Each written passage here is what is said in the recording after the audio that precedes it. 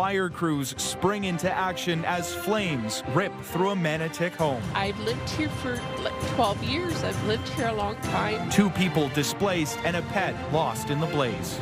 Travelers brace for airfare turbulence. We did most of it on points, but it was still pricey. From flight cancellations to sticker shock when booking a ticket amid soaring jet fuel prices. And fancy feet take to the stage. It's a really big deal. The talent is incredible here. Canada's largest dance competition converges on Gatineau, bringing in big business for the capital region.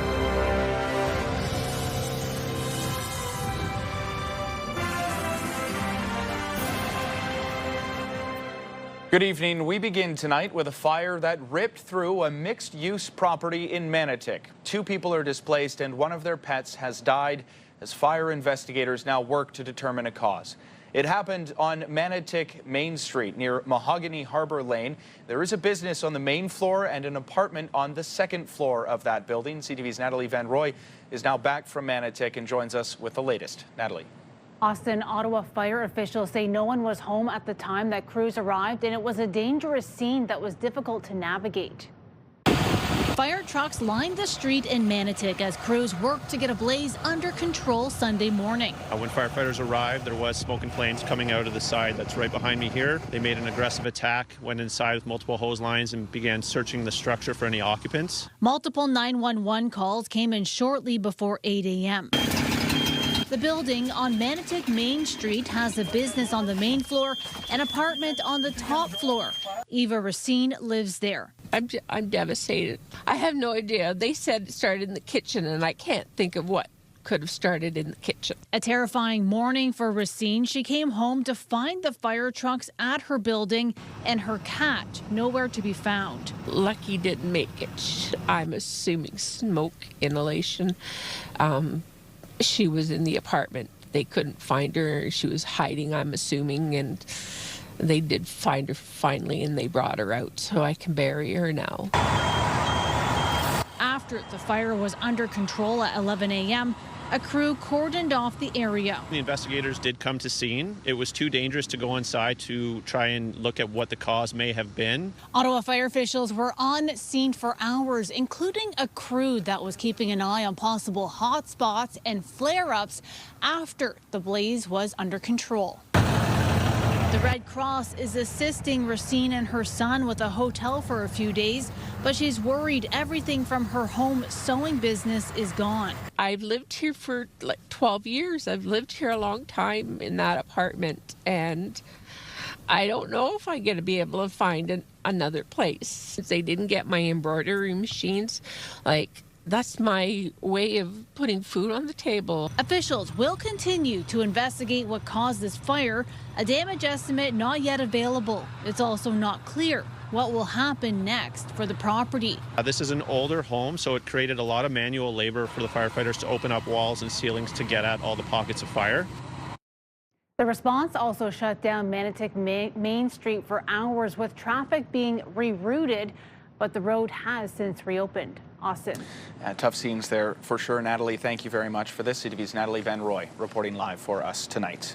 Well, turning now to the latest on the war in the Middle East. Iranian state media is sharing footage of missiles being launched as military officials say they have downed an Israeli-American combat drone over Tehran. Video shows the launching of multiple ballistic missiles used in drone strikes in recent Iranian operations targeting bases in the UAE and Kuwait. Iran says the Strait of Hormuz would be completely closed if the United States follows up on President Donald Trump's threat to attack its power plants. Meantime, Israeli Prime Minister Benjamin Netanyahu visited the city of Arad today after it suffered widespread damage from Iranian missile strikes overnight.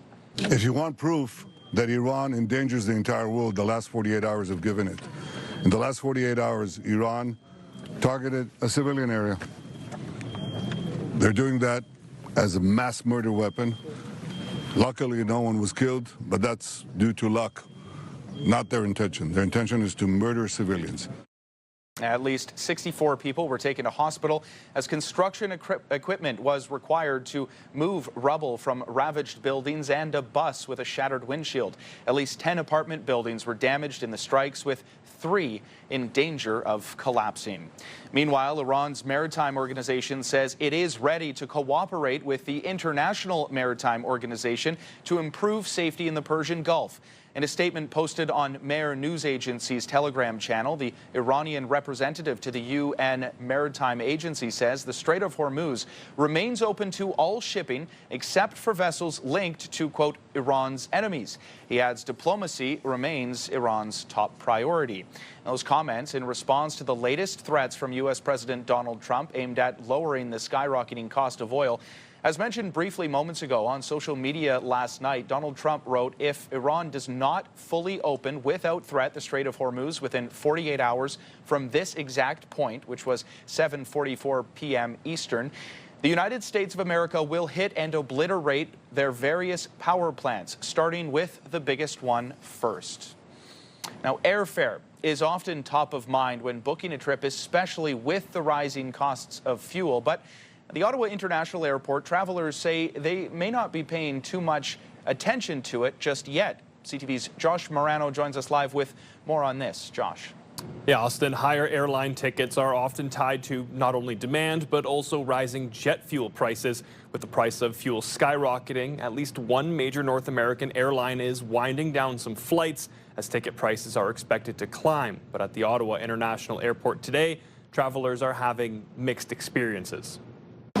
At the Ottawa International Airport, many are still traveling, even as costs in the airline industry rise. We booked it a couple of weeks ago. We did most of it on points, but it was still pricey. Tom Ertl is flying home to Fredericton and says booking closer to his trip came at a cost. We don't do this leg often enough to really compare, but just generally flying is not for the faint of heart, or for those with don't have deep pockets. Others, however, say they're not seeing a big jump in ticket prices despite rising fuel costs, at least not yet. Probably a concern, but we don't fly very often. We didn't really know what to expect, but it was fine, so we booked it. Airlines, meantime, are adjusting. United Airlines announcing it's cutting 5% of scheduled flights through 2027 as higher fuel prices tied to ongoing tensions in the Middle East continue to drive up costs. I booked that about 2 months back, this specific flight.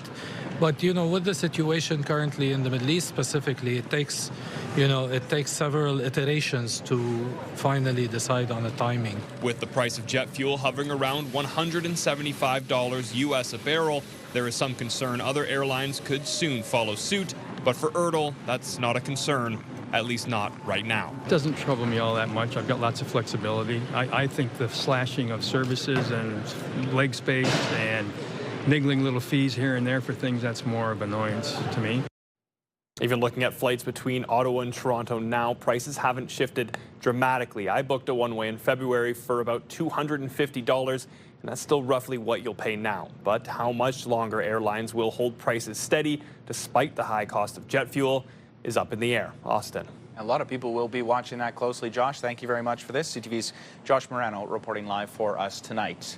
And Donald Trump says he'll order federal immigration officers to provide security at airports starting tomorrow unless Democrats agree to a bill that would fund the Department of Homeland Security. The president took to social media threatening to deploy U.S. immigration and customs enforcement officers, but it's unclear what role ICE agents would play since they're not trained for airport security screening.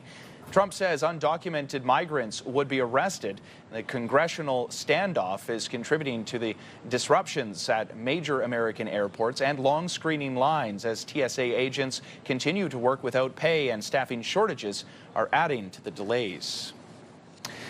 Another blast of winter weather here in Ottawa. Depending on where you are in the city, you may have woken up to a thin sheet of ice on your vehicle outside. We did get a little bit of freezing drizzle, but the snow is what, and pretty much everyone in our region is still living with. -1 degree right now, getting to a low tonight of -6 with cloudy conditions. Not expecting precipitation here in Ottawa, but we do expect some light snow in Pembroke and in Bancroft. Cooler there as well at -9. Same goes for Gatineau on the other side of the river, and Tremblant sitting tonight at -12, -10 in Maniwaki. We're going to be warming up tomorrow above the freezing mark. 2 degrees with a mix of sun and cloud in the nation's capital. 3 degrees in Trenton. That will be the warm spot in our region, but still just below seasonal for right now. 2 degrees in Gatineau.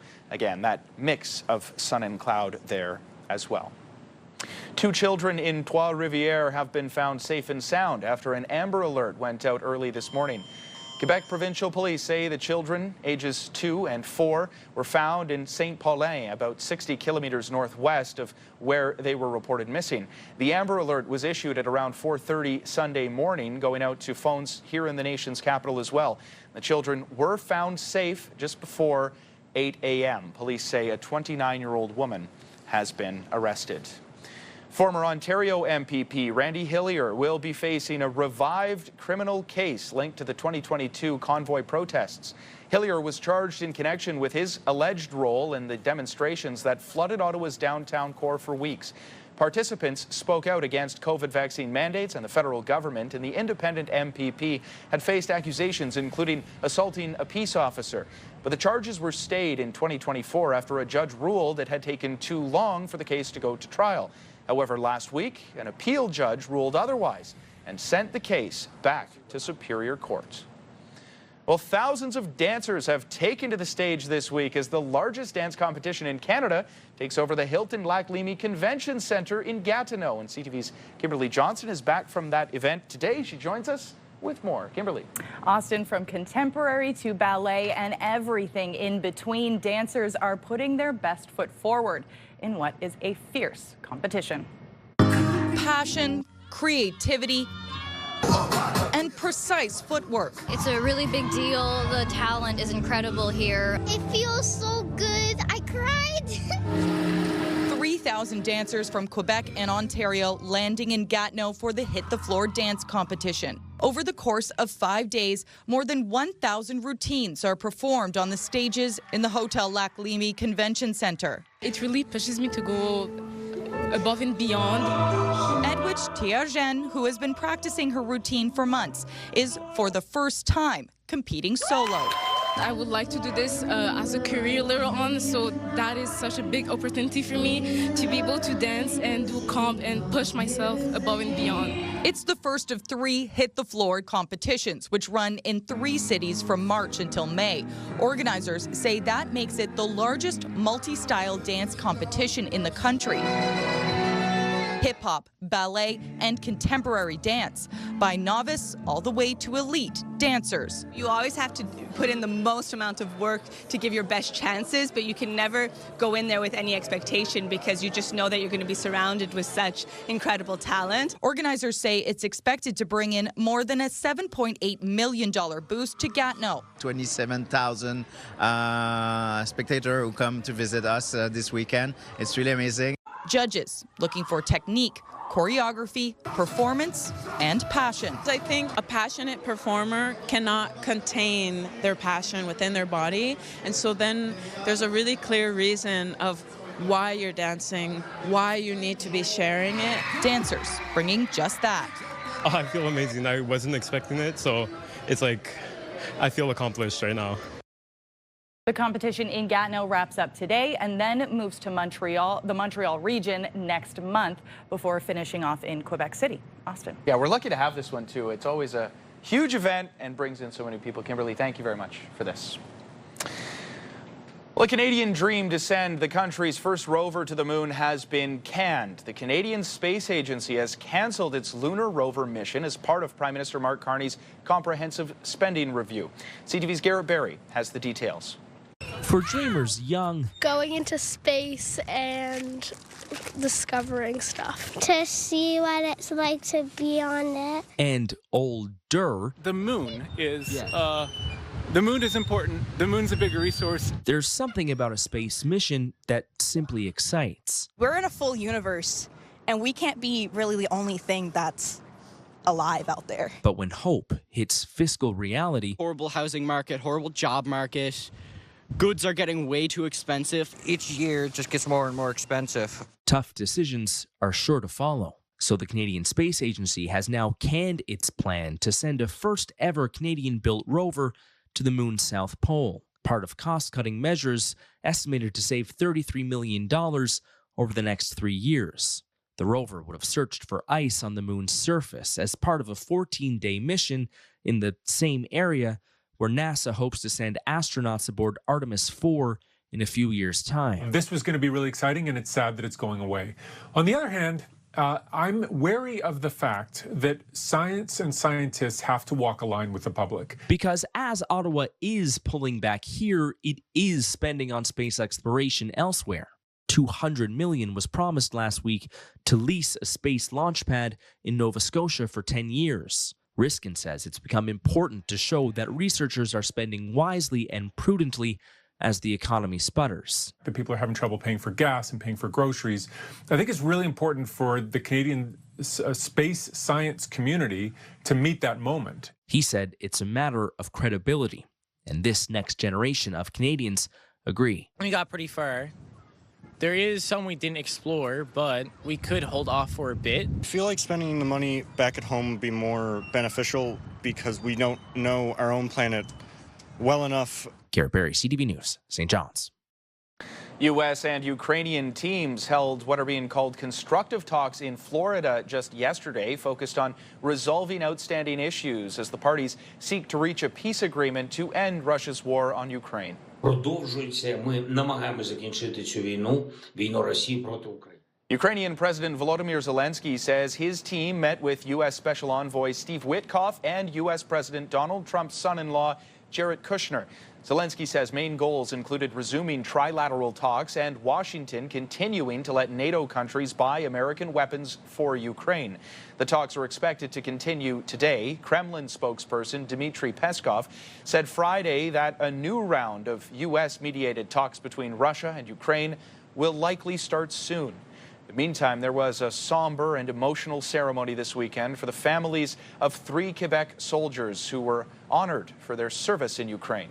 CTV's Sweeta Rassi has more. For some in the room, it was difficult to hold back the tears. There is nothing nobler than risking your life for other people. 3 Quebec men were honored for doing something their country didn't ask of them, defending Ukraine against Russia's full-scale invasion. 2 of those men never came home. From Joliette, Quebec, Jean-François Rattel was 38 years old. He died on the front lines in 2024. And Montrealer Émile-Antoine Roy-Sirois was 31 years old when he died in July 2022, shortly after the war began. Son nom restera vivant dans nos cœurs. Today, their families stood in their place to accept the Ukrainian-Canadian Sacrifice Medal, which honors Canadian citizens who have been killed or wounded in action serving with Ukraine's armed forces. I'm really touched. I'm really touched. Denis Perrier survived the conflict. The veteran was 55 years old when he made the decision to go to war, an age where most would consider their fighting days behind them. He says he couldn't ignore that sense of obligation. So I saw it, what our war can destroy families and child and kill people. He was injured while he was there and spent 10 days in hospital. It's not clear how many Quebec soldiers are still on the grounds in Ukraine. Michael Schweck is the president of the Quebec Provincial Council of the Ukrainian-Canadian Congress. He says he's thankful for the volunteers who put their lives at risk. The values of Ukrainians and the values of Quebecois are very, very similar. They value life, they value family, and they are willing to fight for it. A sacrifice that will not be forgotten. Sweeta Rassi, CTV News. Cuba says it's begun efforts today to restore power after its grid collapsed for the second time. That's as a U.S.-imposed oil blockade puts pressure on a Cuban government that's struggling to keep the lights on for millions of residents on the island. The state utility posted on social media that the national electric power system totally disconnected. It's the third major power outage this month after most of the system went down on March 4th due to a thermoelectric plant failure. Cell service and internet was almost entirely unavailable in most areas, leaving many without any forms of communication. The impact of the blockade has added to existing economic issues and deepened discontent amongst Cubans. We know that physical activity is a really important part of supporting brain and mental health. After the break, walking for a cause. Nearly 100 people take to the streets to raise money for a local charity. We'll share those details straight ahead. Here's a live look through our Centennial Glass Skycam. It is -1. Live look at the roads right now. Pretty clear, obviously. Didn't get too much snow last night. Traffic moving along smoothly, even if there was a bit of snow on the roads. I feel like at this point everyone is winter driving ready and, quite frankly, a little bit sick of it as we are now taking our first full look at the weather forecast. And look, you can blame me because I put the parka away a couple of weeks ago and I clearly jinxed it. It's still lingering around despite the fact that it's technically spring. We did have some freezing drizzle in parts of our region overnight. Not enough to really cause any major disruptions, but enough to, again, just be a cause of frustration. It's -1 degree in St. John's right now, -3 in Charlottetown, and a little bit of snow in Fredericton. They're sitting at -2 degrees. -4 in Quebec City, some flurries there as well. They're experiencing what we got just yesterday as that system makes its way out east, northeast. Toronto, 4 degrees, same with Windsor, some rain in Windsor right now, and it's pretty nice out west, 8 degrees in Calgary, 9 in Vancouver, with a mix of sun and cloud in both cities, and 2 degrees out in Edmonton. We're expecting things to drop to -6 this evening with cloudy conditions before warming up to a high of 2 degrees tomorrow afternoon with mainly clouds, but at least there's no rain or snow in the forecast.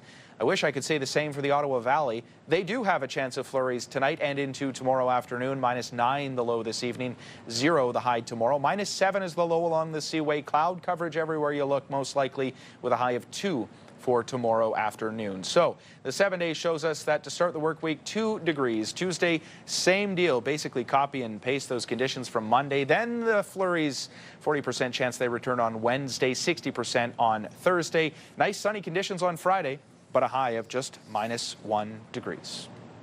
Nearly 100 runners, joggers, and walkers lined Carleton University this morning for the 8th annual Brain Freeze fundraiser, raising money this year for a local charity focused on helping people and their families struggling with addiction. CTV's Camille Wilson has more. Runners and walkers took off at Carleton University Sunday morning for the Brain Freeze fundraiser, supporting brain and mental health. Nicholas Schmidt is an avid runner and couldn't say no to supporting a good cause. I think everyone has their own things that they deal with, so yeah, it's very relatable. The 8th annual winter run drawing in around 90 participants for a 5K walk or run and 10K run. A big part of brain health is mental health. We are interested in how the brain controls feeding and metabolism. And we know that physical activity is a really important part of supporting brain and mental health. It's about going outside for even a walk or a run to feel better. We're long-term runners, long-time runners, long-distance runners. This year, running for Serenity Renewal for Families, a local Ottawa charity. Supporting individuals and families affected directly and indirectly by addictions. So just the awareness, and people that are running and walking today, they may know family members, other family friends who are affected by addictions, and then they can call and access our services as well. Nick raced, but he's selecting a prize for his fiancée. And for Schmidt, there's a greater meaning behind his run. My partner's a social worker, and she actually refers people sometimes to this charity, Serenity Renewal. The run raising more than $5,300 for Serenity Renewal for families aged 5 to 17 program. Strengthening families. For Kate Chappell, it's all about giving back. Serenity Renewal has really helped my family. We went through the BABES program and the Strengthening Families program as a family together, and it really benefited us by creating a sense of community and just helped us through a rough time. And even though Schmidt was just running for the cause, he placed first. It was good. It's fun. I wanted to make it a point, push myself, see what I could do today. Camille Wilson, CTV News. An alert tonight that will likely resonate in communities grappling with a drug overdose crisis. Police in Nova Scotia have seized a dangerous drug that medical experts are warning people to avoid at all costs. CTV's Paul Hollingsworth has more. Nova Scotia's health authority has issued a warning about a new and dangerous drug seized by police earlier this month. In a statement, they said, the report indicated the first detection of a substance of concern, ethylbromazolam. This is the first time this drug has been detected in Nova Scotia's unregulated drug supply. Anytime you have a designer drug like this that's entering into the drug supply, there is a concern because it means that there's a new supply, a new supplier. It's not regulated, and when people consume these drugs, it's really a dangerous, unpredictable scenario. Prescribed benzodiazepines treat anxiety disorders, insomnia, and other medical issues. Dr. Christopher Labos says this counterfeit form of benzodiazepine is addictive and deadly. It's been found around the world, and he's not surprised to see it arrive in Canada. Benzodiazepines as a class, and this is the class of medications that includes things like Ativan and Valium, they are addictive.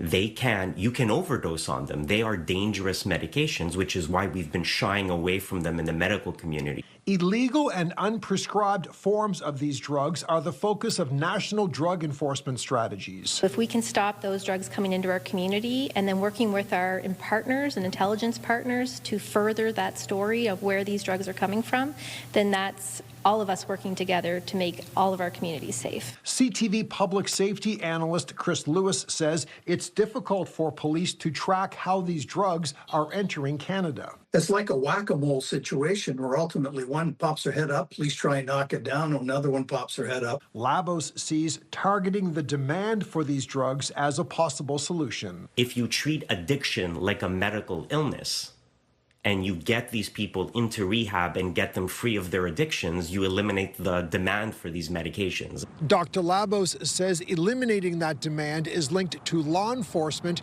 treating mental illness and identifying socioeconomic factors that contribute to addiction. Paul Hollingsworth, CTV News, Halifax. Year over year, we are working on double-digit increases in the price of retail beef, that is for sure. Up next, beefed up prices at the grocery store and when Canada's cattle industry is expecting for more price stabilization. Get the latest live local breaking news. Sign up now for our morning and evening CTV News Ottawa newsletter. The best local content from CTV News, Your Morning Ottawa, and News Talk 580 CFRA. Get it all in one place. Sign up now at ctvnewsottawa.ca. The CTV News Ottawa newsletter is brought to you in part by CAA Business.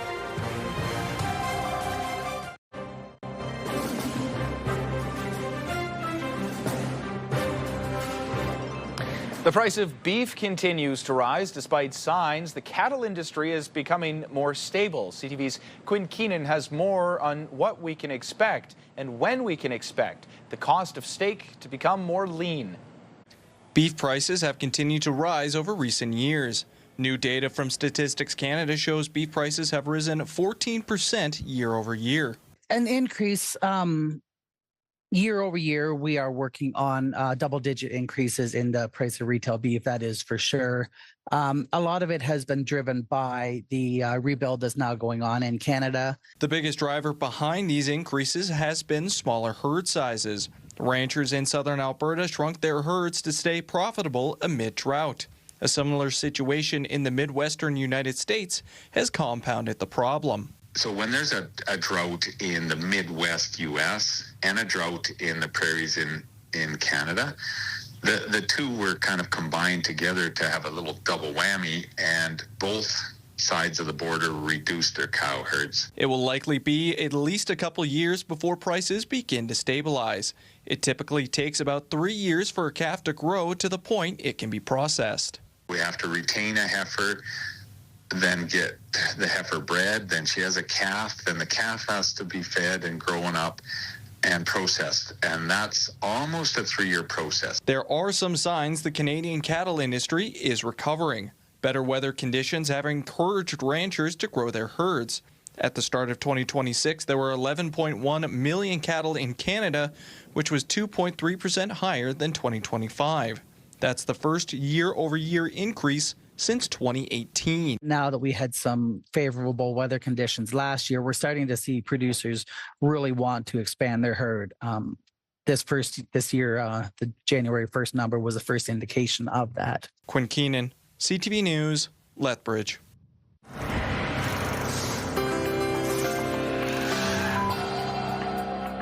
In tonight's big picture, visitors gather to the foot of Mexico's Pyramid of the Sun, drawn by the spring equinox, in hopes of harnessing the energy many believe the event provides.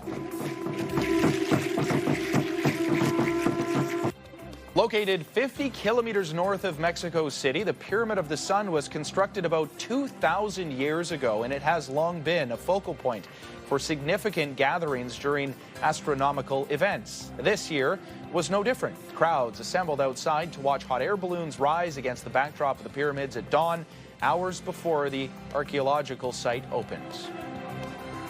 Turning now to some of the other stories that you need to know. It was a tale of two different teams in two different situations heading into last night's Battle of Ontario. The Ottawa Senators coming in 6 points out of a playoff spot. The Toronto Maple Leafs, they're already looking forward to next season. Coaching maneuvering for Green.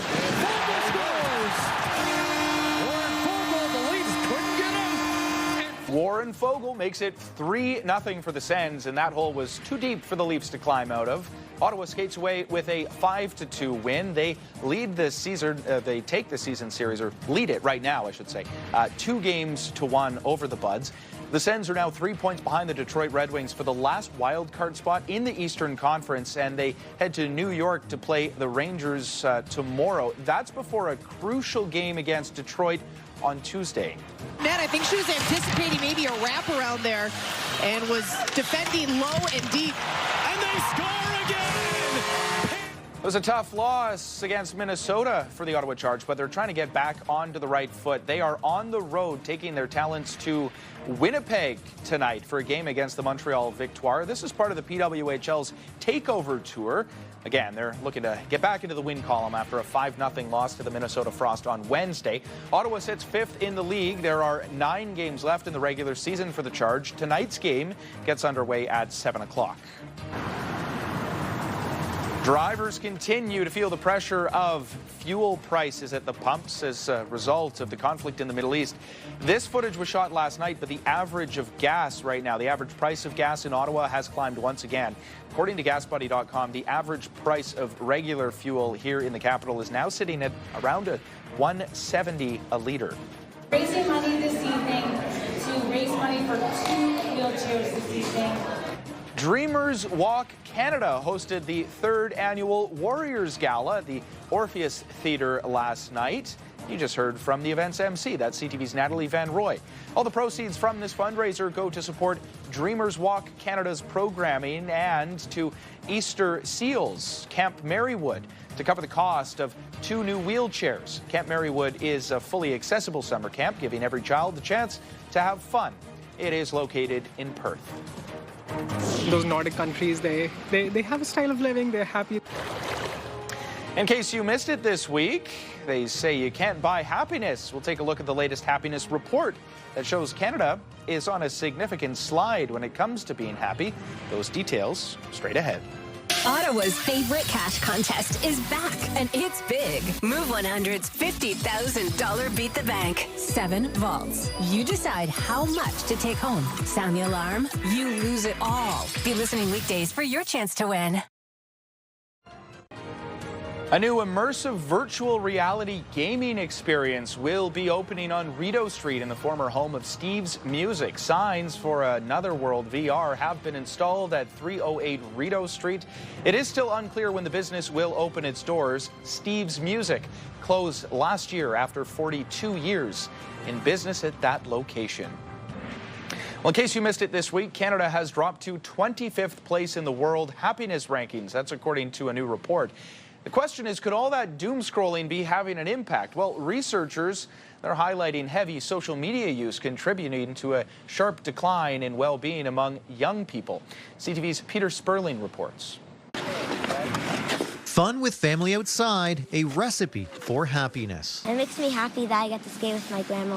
10-year-old Barron choosing skating over screen time. It's really fun that I get to go outside and I'm not staying inside playing video games because it gets boring after a while. Researchers are looking at whether heavy social media use among youth is impacting well-being, as Canada's ranking on the World Happiness Report continues to decline. So the reason why we see Canada and North America more generally slip down the ranking is in fact mostly driven by the drop in youth well-being. Canada slipped to 25th place after coming in 18th last year, finishing behind the 23rd ranked United States. And this is also the focus of this year's report, where we look into the role that social media might be playing in that decline. It's 10 hours and 10 minutes.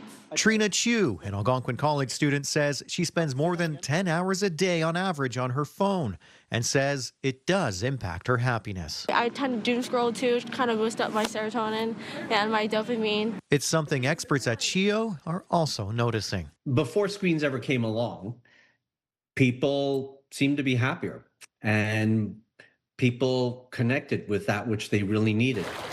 But if Canada's in 25th place for happiness, who is in first? So I'm from Finland, and we're the first in the world. The report finds Finland is the happiest country in the world. There are more saunas in Finland than cars. I think the foundation of our happiness is built on strong social systems, but also on the culture of well-being. A ranking not surprising for some. Those Nordic countries, they have a style of living, they're happy. Finland, I could see that too. But yeah, I think we should have been a lot higher. Peter Sperling, CTV News. Well, Canada is well known for space achievements, from astronauts to robotic arms and satellites. But the federal government is now hoping to blast off into a new frontier by launching its own rockets. CTV's John Venevali-Rao has that story. Canadian astronaut Jeremy Hansen's now hoping to blast off towards the moon, perhaps in less than 2 weeks, hitching a ride on an American rocket that's been rolled back out to the launch pad.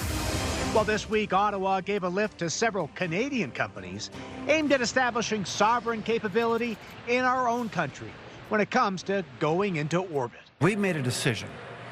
And the decision is we're getting fully back into the space business. And liftoff. Amid strained relations with the U.S., a push is on to stop relying solely on foreign countries or their private companies like SpaceX to launch a Canadian payload, with the Department of National Defense agreeing to a $200 million deal to lease a dedicated launch pad at a commercial spaceport now being built near Canso, Nova Scotia. It just gives us that credibility, that validation from the rest of the industry to say this is happening. We'll have another 4 launch pads coming this year, so we want to fill those pads with other companies, and this just helps us do that. It's imagined military and civilian satellites could be sent into orbit from the site.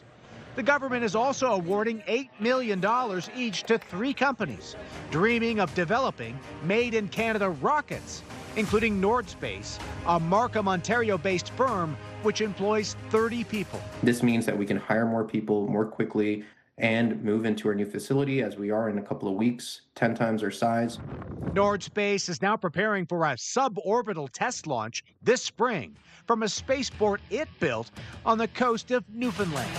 Its CEO hopes all of the Canadian efforts underway will lure more talent. You know, there are a lot of Canadians abroad that work for companies, that work for other countries in rocket development and spacecraft development. And we really hope that they leverage this opportunity to come back home, build for Canada. We need them. Canadian companies aiming high as the country seeks more control over its spacefaring future. John Venevali-Rao, CTV News, Toronto. Definitely puts a whole new perspective on things that the para-athletes have to go through. Just ahead, a new chapter in Canadian boxing on display in Calgary this weekend. We'll have more on the sport of para-wheelchair boxing right after the break. Far side pass, and it's an early shot. He scores!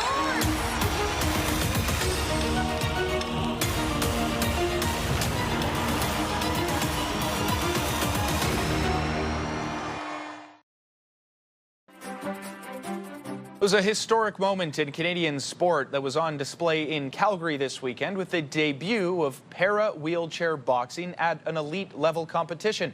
CTV's Mark Villani has more on the fight to grow the sport even further. Do the best we can. Brad Bartko is getting ready to fight. Okay. But at one point, he was quite literally fighting for his life. Almost 30 surgeries, 25 hours to live way back in the day. The 34-year-old from Edmonton has cerebral palsy, but that's not stopping him from rolling up to the ring, getting himself strapped in, and starting to throw punches.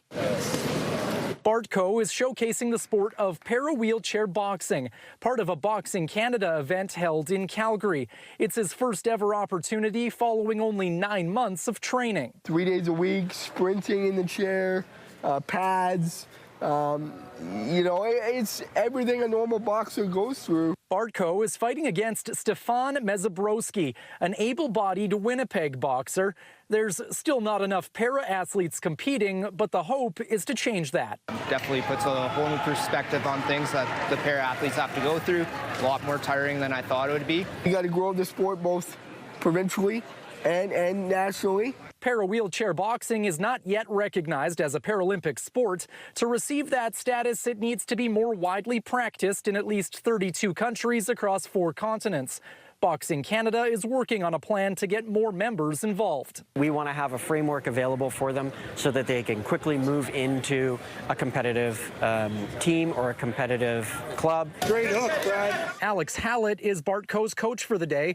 He says the experience opened his eyes, now hoping to expand para-wheelchair boxing training programs for local athletes. There's no disability in sport. It's all in your head. And watching what he went through there and how he battled, it just shows that you can get through anything. Just believe in yourself, take a chance, and just get in there and have some fun. Mark Villani, CTV News, Calgary. After the break, we will recap our top stories of the day and details on this, a cat that was found stuck in a tree for days. The community, how it came together to rescue the scared feline. Before we go to break, there's another live look through our Centennial Glass Skycam. It has warmed up. It's now 1 degree. Tonight, the high-value heist targeting collectibles. In a matter of a few minutes, they left with 20 grand worth of stuff. The merchandise attracting thieves and leaving shop owners frustrated. Later on CTV National News and watch on Crave. The National Capital Region is jam-packed with incredible experiences you don't want to miss. Hey, I'm Tanea Taylor, your iHeartRadio Weekender, powered by Barrhaven Ford. Get the inside scoop on all the biggest and best events every Thursday, Friday, and Saturday on CTV, Move 100, Pure Country 94, TSN 1200, and News Talk 580 CFRA. iHeartRadio Weekenders is powered by Barrhaven Ford, Ottawa's newest and largest Ford dealership, and Ontario's #1 Ford EV dealer. Hairstyles, courtesy of Salon Fiorella. Here's a recap of the top local stories we're following right now. When firefighters arrived, there was smoke and flames coming out of the side that's right behind me here. Ottawa fire crews spring into action to push back flames ripping through a Manotick home. 2 people are now displaced and a cat is dead. Air travel uncertainty as the war in the Middle East drags on, driving up the price of jet fuel. United Airlines announcing it is canceling 5% of its flights as a result. It really pushes me to go above and beyond. And thousands of dancers converge on the Capital Region for Canada's largest dance competition. Hit the floor, drawing crowds of spectators and dancers this weekend. One last look at the weather forecast, and if you're hoping that we're done with the snow, unfortunately, I have some bad news for you. We're waking up to cold temperatures, -6 degrees, mainly cloudy conditions. No snow in the forecast for tomorrow or for Tuesday, but then Wednesday, there is a 40% chance with a high of -1, 60% chance of snow carrying over into Thursday with a high of 1 degree. Beautiful sunny conditions on Friday, albeit a little bit chilly. -1 is the high, -7 the low. -14 is the low for Saturday with a 30% chance of flurries. Finally, for us tonight, some scary moments for a stranded cat in Orleans. An arborist here in Ottawa climbing about 80 feet to save the animal. Take a look at this. Arborist Tyler Sears sending us this video of his heroic efforts to rescue the orange cat from a tree. On Saturday, a Reddit user posted a photo to an Ottawa group showing the feline high in the branches of the tree on Teal Crescent and was asking for anyone who may have some ideas to help bring the animal down. Well, users commented on that post, and then Sirs saw the post and made his way from Canada to Orleans to step in and help. He said he was about 80 feet in the air when doing this effort. He brought some chicken with him as well, some chicken in a can, I suppose. But anyways, fire crews arrived. They were able to help out. They were able to get the cat down safely, who had been up there since Thursday, according to Sirs. So obviously a scary, tense moment. You can only imagine what was going through the cat's brain at that point. But thank goodness everyone was around to step in and help, and they, again, got the cat down safely. That is quite the rescue.